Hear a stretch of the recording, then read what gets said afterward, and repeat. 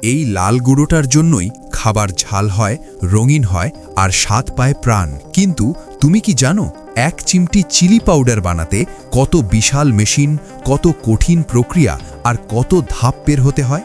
মাঠের কাঁচা মরিচ থেকে শুরু করে হাইটেক ফ্যাক্টরির ভেতরে হাজার হাজার কেজি মরিচ কিভাবে পরিণত হয় এই আগুনে লাল গুঁড়োয়, আজ আমরা সেটা একদম ভেতর থেকে দেখব। ভিডিওটা যদি ভালো লাগে আর এমন বাস্তব ফ্যাক্টরি প্রসেস আর ইন্ডাস্ট্রিয়াল ভিডিও নিয়মিত দেখতে চাও, তাহলে এক্ষুনি লাইক দাও, চ্যানেলটা সাবস্ক্রাইব করো আর পাশে থাকা বেল আইকনে ক্লিক করো।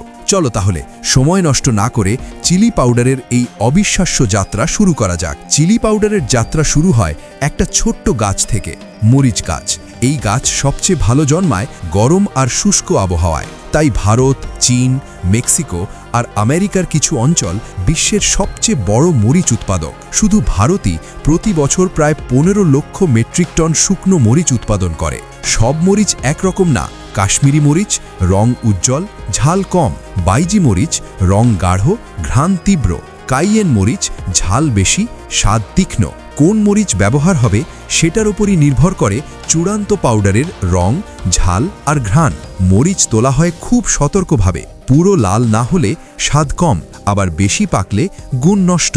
ছোট খামারে আজও হাত দিয়েই মরিচ তোলা হয়, আর বড় খামারে মেশিন দিয়ে একসাথে হাজার হাজার কেজি সংগ্রহ করা হয়। তাজা মরিচে থাকে প্রায় 70 থেকে 80% পানি। এই পানি না শুকালে মরিচ পচে যাবে, ফাঙ্গাস ধরবে। আগে গ্রামে খোলা রোদে পলিথিনের ওপর মরিচ শুকানো হতো। 8-10 দিন ধরে মানুষ হাতে উল্টাতো, কিন্তু এতে সমস্যা ছিল, ধুলো, বৃষ্টি, পাখি আর সমানভাবে না শুকানো। এখন আধুনিক ফ্যাক্টরিতে ব্যবহার হয় industrial dryer, tray dryer, tunnel dryer, fluidized bed dryer. গরম বাতাস নিয়ন্ত্রিতভাবে মরিচের ভেতরের পানি বের করে। যেখানে আগে লাগতো দিন, এখন লাগে কয়েক ঘন্টা। শেষে পাওয়া যায় শুকনো শক্ত ভাঙা মরিচ। শুকনোর পরও মরিচ একদম পরিষ্কার না, থাকে মাটি, পাথর, পাতা, ধুলো। তাই শুরু হয় multi level cleaning. Vibrating screen, air blower, শক্তিশালী ম্যাগনেট, সব মিলিয়ে পাথর, ধুলো, এমনকি লোহার কণাও আলাদা করে ফেলা হয়। কারণ একটু ভুল মানেই খাবারের নিরাপত্তা ঝুঁকি। এখনও মরিচ পুরো আছে, ডাঁটা শীজ সহ।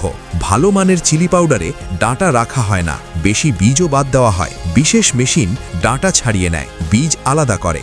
এরপর বড় মরিচগুলো ছোট ছোট টুকরো করা হয়, কারণ পুরো মরিচ গ্রাইন্ডারে ঠিকভাবে গুঁড়ো হয় না। কিছু চিলি পাউডার রোস্ট করা হয়। হালকা তাপে মরিচ ভাজলে ঘ্রাণ আরও গভীর হয়, মাইক্রোবও কমে। ড্রাম রোস্টার বা ইনফ্রারেড রোস্টার 60 থেকে 80 ডিগ্রি তাপে ধীরে ধীরে গরম করে।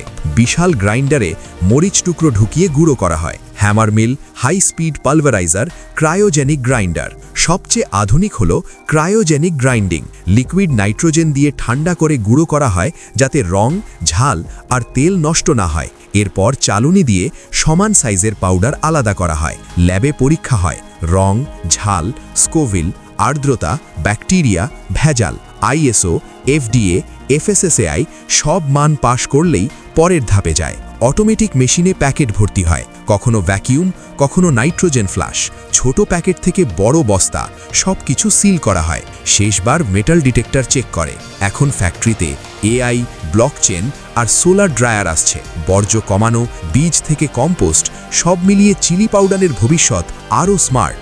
পরের বার রান্নায় 1 চিমটি চিলি পাউডার দিলে একবার ভাববে এই ছোট্ট গুঁড়োর পেছনে কত বড় একটা যাত্রা। ভিডিও ভালো লাগলে লাইক, শেয়ার আর সাবস্ক্রাইব করতে ভুলবে না। ধন্যবাদ দেখার জন্য।